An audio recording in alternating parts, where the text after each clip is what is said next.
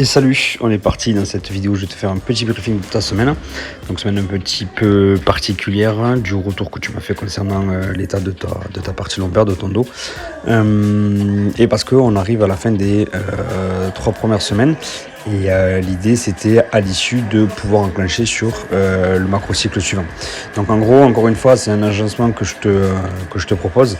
Rien n'est défini, hein. Tu peux le ragencer, il suffit de m'envoyer un message et on fera le nécessaire pour pouvoir modifier tout ça. Donc le choix que j'ai fait, c'est de mettre la partie la plus importante en fin de semaine pour te laisser la fin de semaine, le début de semaine plutôt tranquillou pour que tu puisses réguler un petit peu ton état au niveau du bas du dos, pouvoir réaliser ta séance avec l'ostéo tranquillou et pouvoir récupérer de la séance et donc d'être prête pour tout ça en fin de semaine. Donc en gros l'idée sur cette semaine-là, avant d'attaquer le macrocycle 2, c'est de te tester pour avoir des bases, avoir des repères qui nous permettront de pouvoir avoir un contenu de séance beaucoup plus pertinent sur l'ensemble du macrocycle 2. Donc ce que je te propose pour la journée de lundi, on sera sur l'endurance fondamentale, 40 minutes à 1 heure, 2 en 2. Je laissais le flow mobilité pour faire avant, après ou voire les deux la séance.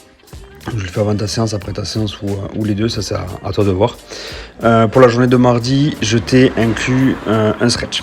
Donc à toi de voir si tu veux le réaliser ou pas. Cette routine de stretch là peut être bénéfique justement pour ton dos en relâchant un petit peu la chaîne antérieure et la chaîne postérieure. Ça peut aussi complémenter la séance que tu auras avec ton ostéo. Je te laisserai checker les différentes vidéos, prendre le temps de tout le regarder. Si tu le fais, prends le temps de bien regarder l'intégralité de la vidéo avant de faire les mouvements pour être certain de les avoir en tête. Ton objectif ici, ce sera de faire environ 30 secondes d'étirement par exo. Tu n'auras pas de briefing sur cette séance-là parce que c'est un petit peu spécifique. C'est au choix, tu n'es pas forcément obligé de la faire. Surtout en fonction de comment se sera passée la séance d'ostéo. Même précis, tu peux le faire avant la séance, voire après la séance, donc c'est-à-dire en gros le matin ou l'après-midi, ça c'est toi qui vois. Pour la journée de mercredi, je t'ai laissé exactement la même chose, dans le sens où effectivement après ta séance d'ostéopathie, forcément, je suis d'accord avec ça, hein, pas de séance de sport. Mais pour autant, tu peux te caler cette séance de stretch. Si tu as des questions sur ça, tu n'hésites pas, je me ferai un plaisir de t'y répondre. Pour la journée de jeudi, on reprend avec de l'endurance fondamentale exactement comme la journée de lundi avec le flow mobilité pour pouvoir te permettre de préparer la journée de vendredi et de samedi qui sont relativement conséquentes. Et c'est sur ces 2 journées-là où on aura les fameux tests, donc avec un test back squat, un test strict press, strict pull-up.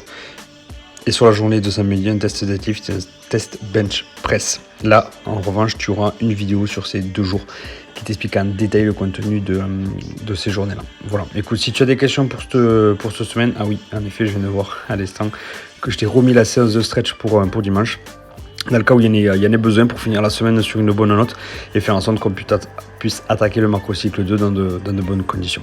Voilà, je te laisse prendre tout ça en compte. Si jamais tu as des questions, tu n'hésites pas. Et sinon, je te souhaite une excellente semaine. À plus.